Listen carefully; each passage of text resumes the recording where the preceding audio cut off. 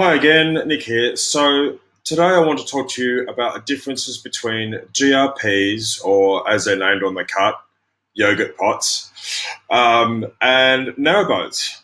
And the reason, apart from cost, there's significant difference between the two, mainly the material they're made of.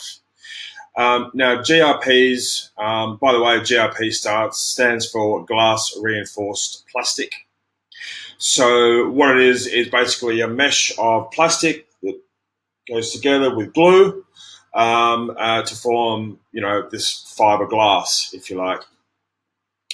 The other type of, so the other one is a narrowboat, and it's made mostly of steel.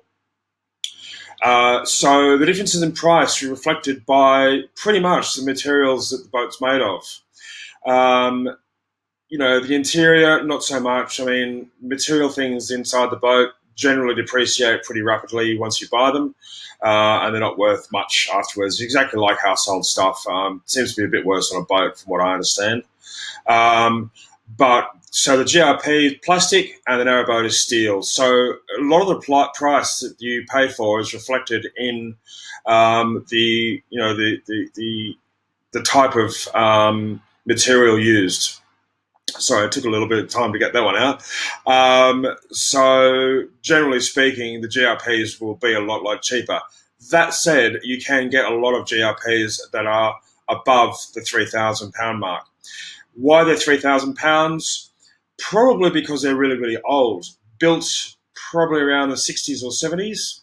So that would make them, I'm 44, so that would make them at least 40 odd years, maybe 50 years old.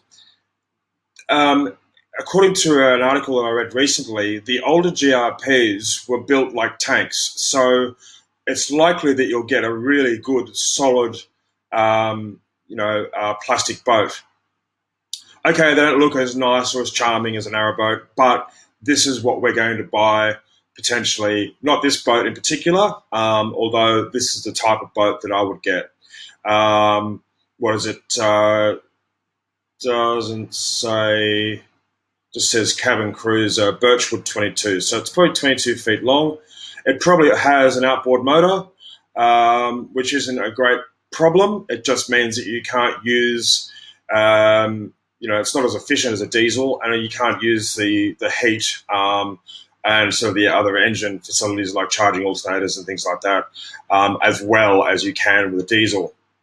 It also means you'd need to go to a petrol station to get fuel, as a lot of marinas probably don't have petrol bowsers. They're mostly stock red diesel, obviously, for the narrowboat market.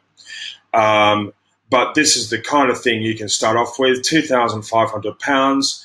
It's not flash inside.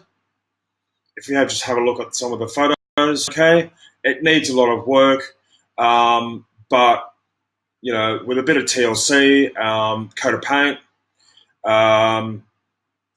anyone can really do it. If you've got a bit of a DIY experience, I reckon anyone can do this. And, for everything else, YouTube's your best friend. So if you're looking for ways to do things, chances are you'll find it on YouTube.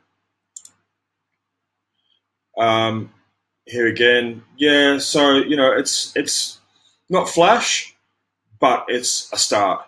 And so this is the kind of boat we're thinking about getting, to start us off. £2,000, you can't even buy a car for that.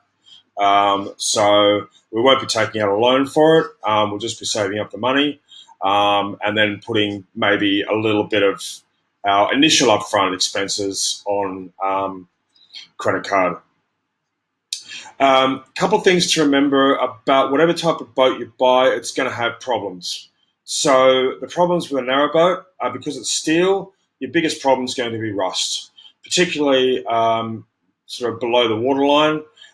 Corrosion can affect the quality of the hull, but also in a plastic boat. Now, you wouldn't believe it, but over time, water will seep into a GRP. It will seep through the plastic if it's there long enough. So and what can occur if you don't treat it is a disease called, well, it's a disease called osmosis, and it kind of eats away at the plastic. So you need to treat it. We used to have a yacht back in Australia. We used to treat it once a year. We used to pull it out of the water. Of course, back then our yacht was in salt water, so we also used to grow barnacles on the bottom of the boat as well. So we had that to contend with. So we had to pull out the boat once a year to give it get rid of the barnacles, rinse it off, and give it a coat of anti-foul paint. So similar to your blacking for your narrowboats, but in this case, this is specific paint for plastic boats. So that's pretty much the main difference. As I said, this is our entry-level boat. This is our entry-level price for a boat. We'll probably have to spend a couple of £1,000 on it to bring it up to spec, like solar panels and water and a stove, wood-burning stove or whatever. But we'll get by, and we can spend the money over the course of time. So it's not something we have to worry about straight away. Okay, that's all from me today, and look forward to your company next time. See you later.